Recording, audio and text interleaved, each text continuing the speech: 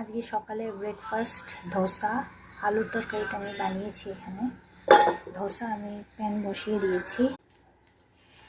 ধোসাটা আমি এখন বানিয়ে নিচ্ছি। এটা লেফট ওভার ভাত দিয়ে বানিয়েছি আমি ধোসাটা, ব্যাটারটা সুজি দই দিয়ে। এর উপরে আমি হোমমেড গান মশলা একটু দিয়ে দিলাম। এটা প্রচণ্ডভাবে ধোসার টেস্টটাকে বাড়িয়ে দেয়। একটু বাটার দিয়ে দিয়েছি আমি ভিতরে। আলুর তরকারিটা এর মধ্যে দিয়ে দিলাম। এখন আমি এটা সুন্দর করে ফোল্ড করে নিব। দেখো আমাদের ধোসা রেডি।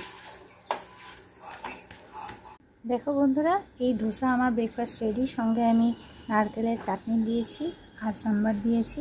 হয়ে গেল আমার পারফেক্ট সাউথ ইন্ডিয়ান ব্রেকফাস্ট।